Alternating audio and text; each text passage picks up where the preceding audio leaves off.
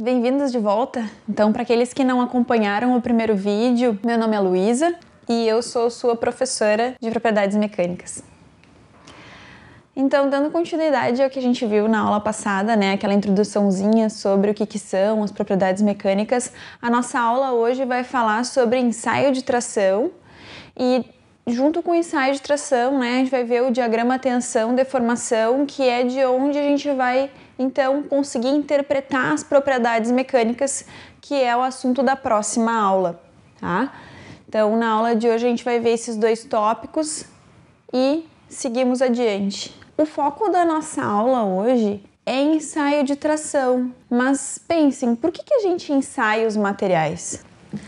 Então, na verdade, a gente ensaia os materiais para entender como é que eles se comportam, né? A gente já falou aqui, para definir uma propriedade, a gente precisa fazer um estímulo sobre a peça e ver como é que ela vai se comportar. Então, os ensaios são formas padronizadas da gente quantificar essas propriedades. Então, como a gente pode ver na tela, ensaios são formas utilizadas para quantificar as propriedades dos materiais e assim podermos selecioná-los adequadamente de acordo com a necessidade de cada aplicação. Mas o que isso quer dizer, né? Quer dizer que a gente vai, de uma maneira controlada, aplicar um estímulo conhecido e verificar, dentro de uma determinada situação, né, qual que é a resposta e a intensidade dessa resposta do material.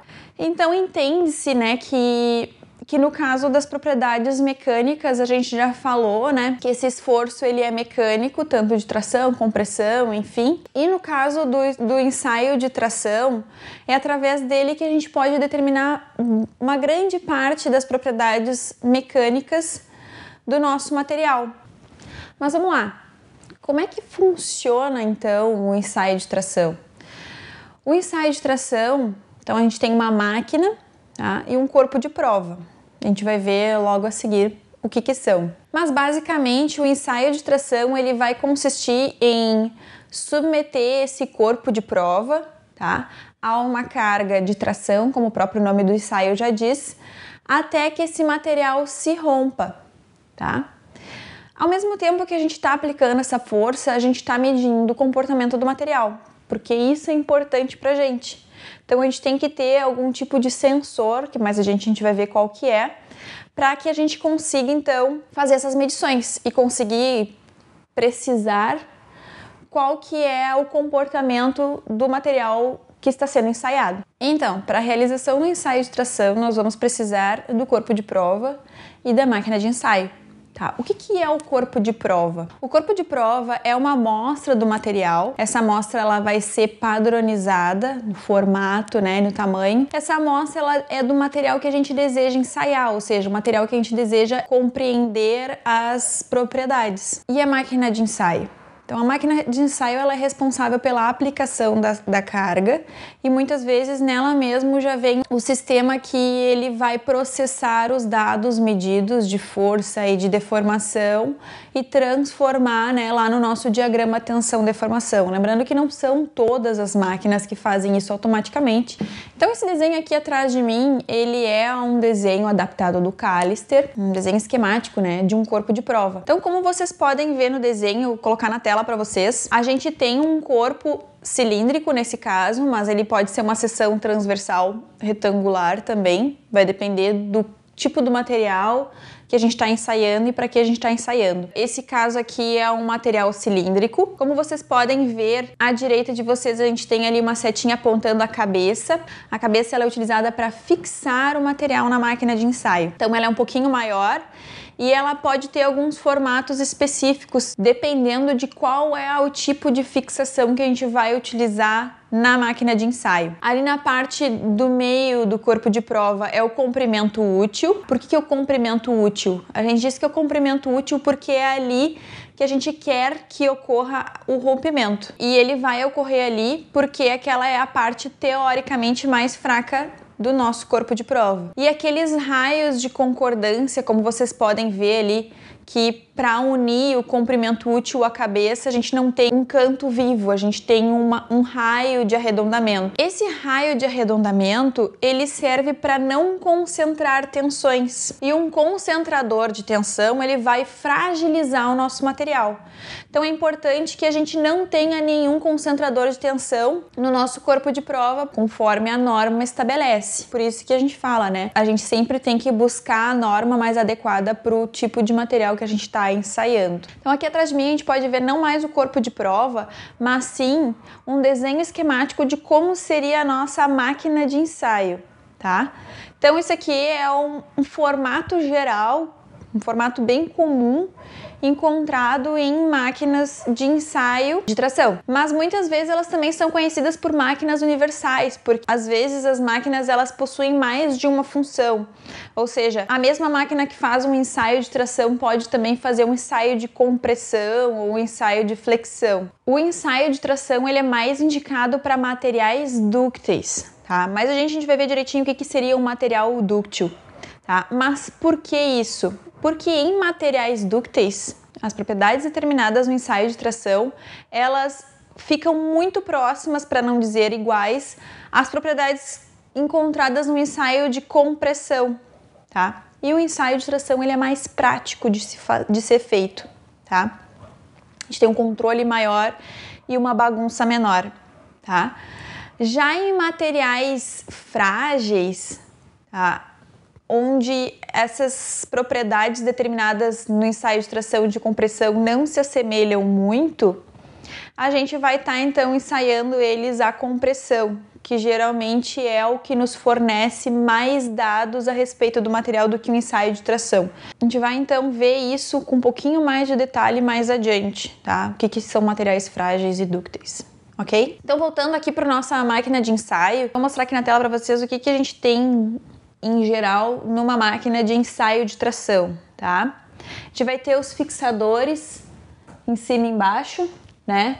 Aqui eu mostro para vocês o detalhe, né, da cabeça, né, os formatos diferentes de cabeça que eu falei para vocês. Nesse caso aqui a gente tem uma cabeça rosqueada. A gente tem aqui um extensômetro, tá? O extensômetro ele vai ser responsável por fazer a medição da deformação que a gente está causando no nosso material. A gente tem aqui uma célula de carga, tá? O que acontece? Então a gente vai estar aplicando uma força e essa célula de carga vai estar medindo que força que a gente está aplicando, né? Porque a gente tem que relacionar essa força aplicada com a deformação.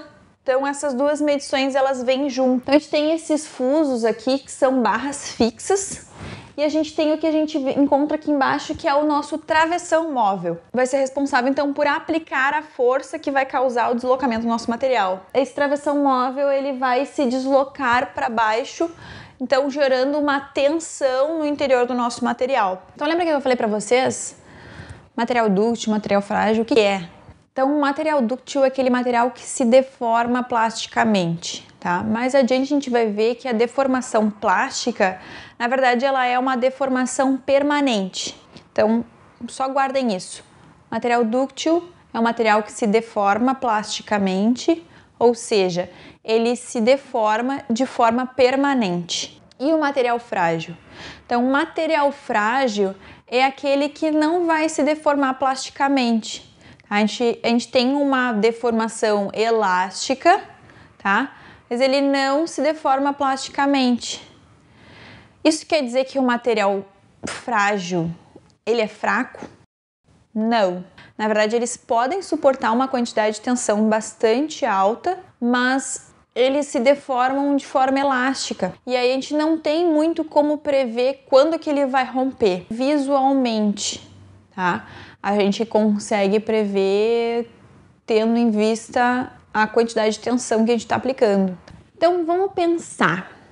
Exemplos de materiais frágeis e exemplos de materiais dúcteis. Qual material que vocês imaginam que seja dúctil e qual material vocês imaginam que seja frágil? Materiais aços em geral são materiais dúcteis, tá? São materiais que tu consegue moldar, eles se deformam bastante. Quanto que em geral, materiais cerâmicos são materiais frágeis.